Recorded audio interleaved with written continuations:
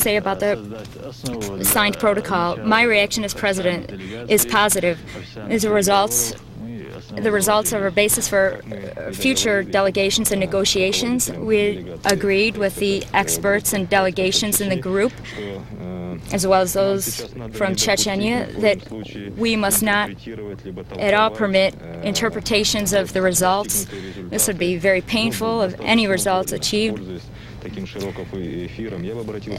And now, talking live, I would appeal to all of the media to very carefully interpret these documents and results, these protocols between the Russian and Chechen experts, because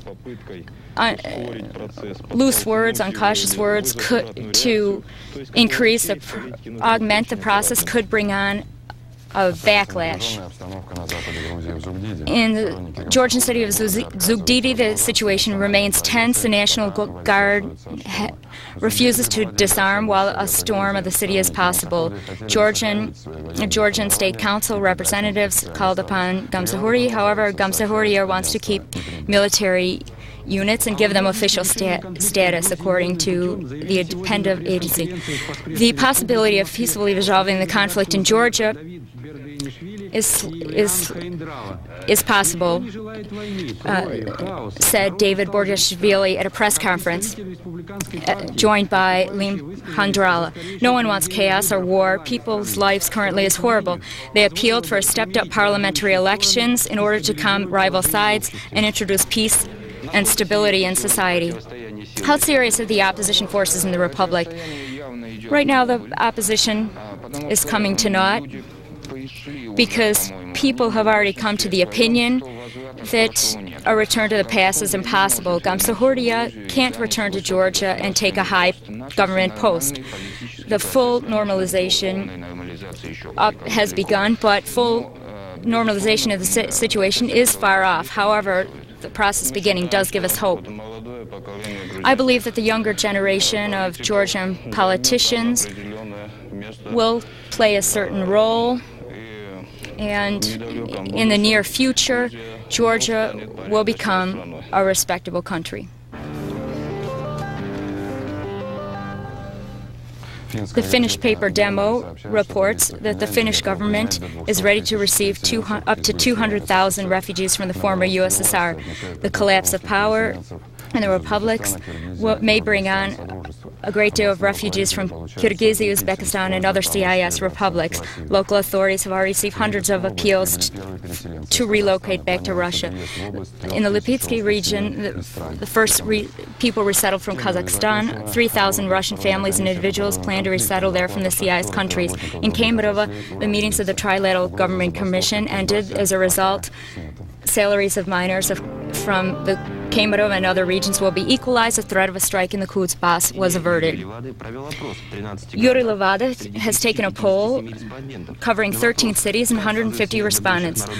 When asked how the possible situation of the former People's Deputies of the former Union affect the situation in the CIS countries, 10% replied that it would help the situation in the Republic, 38% said it would worsen the situation, 35% said it had no significance, 30% did not know.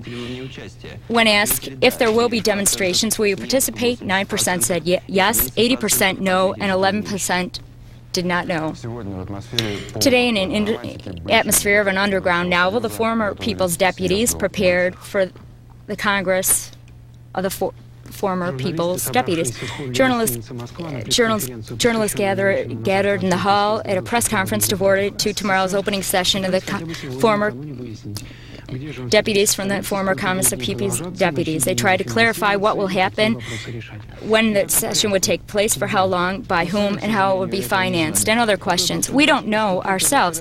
Yesterday, they turned down 3 to 4 different suggested places, despite the fact that rent money had been sent to these places in order to gain a place for us. How many days will it last? I believe that the session will end its work in one day. They won't give us a second day to work. What's the agenda? My opinion on what to do is to deal with the situation. This situation is an unfolding as a catastrophe. What kind of money? People's money. I'd say this immediately. Every day we receive probably hundreds of money orders per day. When asked how many deputies arrived to be registered, General Makashov answered, a lot. I know, a lot. How many? A lot.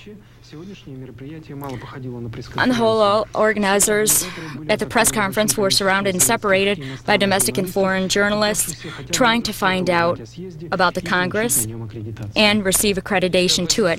If the opposition forces have a serious base and influence in the public psychology, if they receive a flag or accreditation as a legitimate organ, as a Congress of People's Deputies, this will be as if a person stood with a gun behind our backs. I hope this won't happen.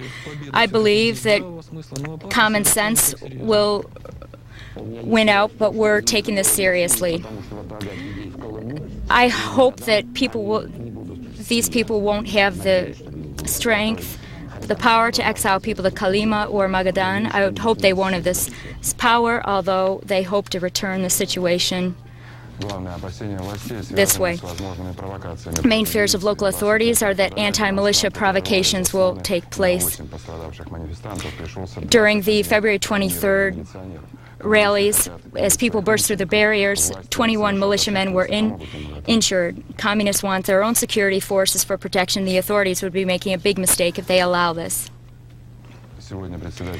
Today, the chairman of the Russian Supreme Soviet, Hasbulatov, received the Japanese representative Sumio. During the negotiations, they emphasized their interest and that it would be in the interest of Russia and Japan to establish interparliamentary ties. There will be a parliamentary exchange plan. Russia announced its nuclear weapons won't be deployed any longer in Russia. Ministry of Foreign Affairs in Russia, Kozyrov told the Japanese newspaper Ilyamulia that Russia is not a reliable location now, and he called for a full withdrawal of tactical nuclear weapons on border areas in Russia and China. Beginning negotiations at the state residence between Minister of Foreign Affairs Kozyrov and the Minister of Foreign Affairs of China Cheng, they discussed bilateral and international relations. Among these were the issues of the situation in the Middle East, China and Taiwan. Russia's position on Taiwan is that Taiwan is an inseparable part of the Chinese National Republic. There was also an exchange of ratified documents on Chinese-Russian borders in the eastern area. I believe this is very significant. Our main position was that good neighborly relations were established with China, and they will continue to develop. The Western media believes that Kozyrov plans a September trip to Peking while President Yeltsin is in Japan. Along with insignificant disputes on the territorial lines and decreasing the level of the military, China will decide on the purchase of the Su-27 fighters and an increasing export of the workforce. And last year, 22,000 Chinese workers worked in Russia, which increased by $1 billion Chinese economy, according to the FA agency. In Brussels, the economic ministers of the European community discussed contributions to the countries of the Commonwealth. They forecasted the ongoing collapse of the industry next year and an increasing budget deficit if the CIS countries are not given aid. They also discussed conditions for granting the CIS new credits amounting to 1,250,000 ECUs.